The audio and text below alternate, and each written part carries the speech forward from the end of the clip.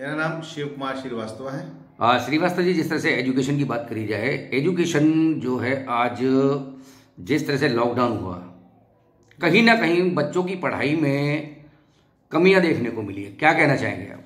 देखिए, जब से लॉकडाउन हुआ है तो एजुकेशन में बहुत ज़्यादा कमी आई है और जितने भी एजुकेशन सेक्टर के लोग हैं वो अपने आप में बिल्कुल भी अव्यवस्थित हो चुके हैं।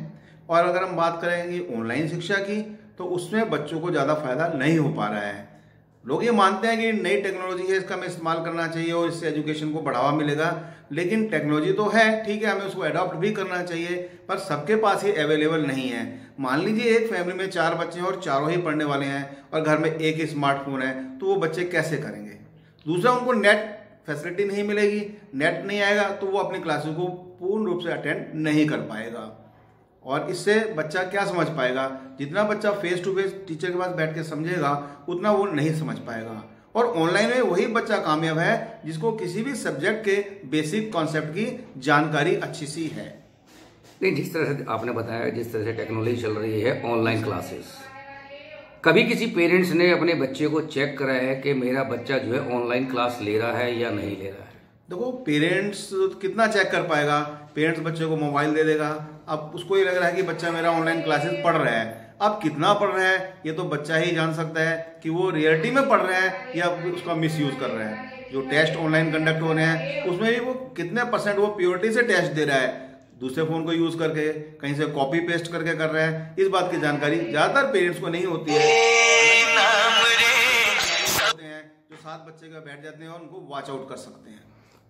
एजुकेशन के ऊपर बात करें, जिस तरह से कोचिंग सेंटरों की खुले हुए हैं, वहाँ पे बच्चों की स्थिति जो है अभी तक नई गवर्नमेंट पॉलिसी लेके आई है, इसके बारे में आप क्या कहेंगे? देखिए, एजुकेशन के जितने भी कोचिंग संस्थान खुले हुए हैं, पहली बात तो गवर्नमेंट ने हमें कोई ऐसी गाइडलाइंस जारी नहीं की है कि हम अपने कोचिंग सेंटर को खुलकर काम कर सकें।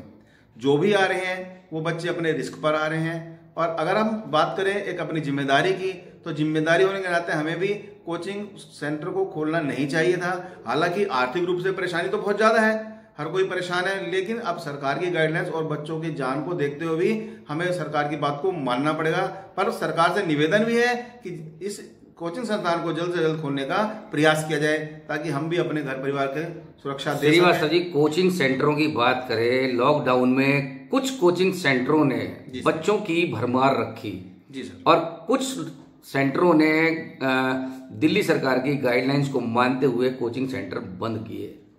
लेकिन जिन्होंने गाइडलाइंस नहीं पढ़ी उन पे क्या प्रभाव पड़ा होगा इसका? देखिए सर, जिन्होंने गाइडलाइंस नहीं मानी है, पहली बात तो अगर वो शिक्षक हैं तो शिक्षक होने के नाते उन्होंने अपने देश के प्रति जिम्मेदारी नहीं निभाई है।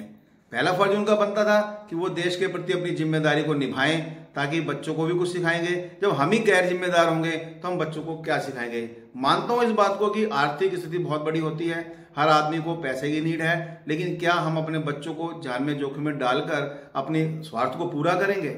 अगर हम ही गैर जिम्मेदार हो गए तो बच्चों को जिम्मेदारी का सबक हम कैसे दे सकते हैं जब हम खुद ही गलत हैं?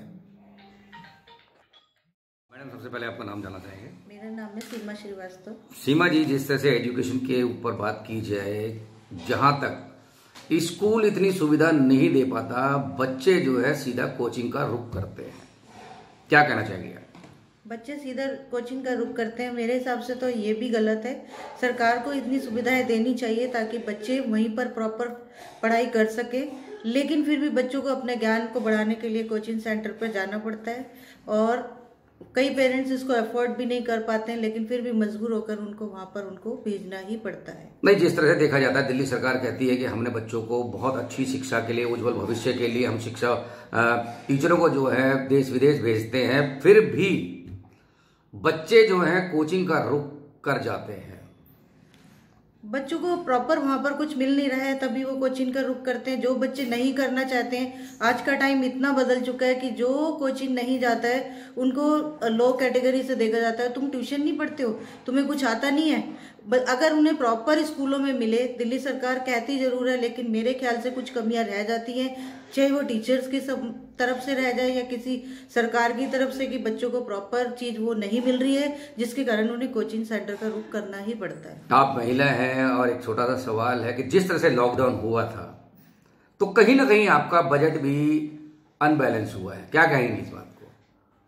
मेरे लॉकडाउन के दौरान मेरा पूरा ही बैलेंस बिगड़ गया। हर चीज के रेट तो बढ़ ही रहे थे, सप्लाई कम होने के कारण रेट बढ़ रहे थे। सरकार जरूर कह रही थी कि हम आपको सारी चीजें उपलब्ध कराएंगे, जगह पर मिलेगी, ऐसा कुछ नहीं, लेकिन कुछ कारण ऐसा था सप्लाई नहीं हो पा रही थी, सब चीजें बंद हो गई थी, जिसके कारण सब चीज महंगी। जो चीज हम 1 किलो लेते थे हम आधा किलो 250 ग्राम तक भी आ चुके थे।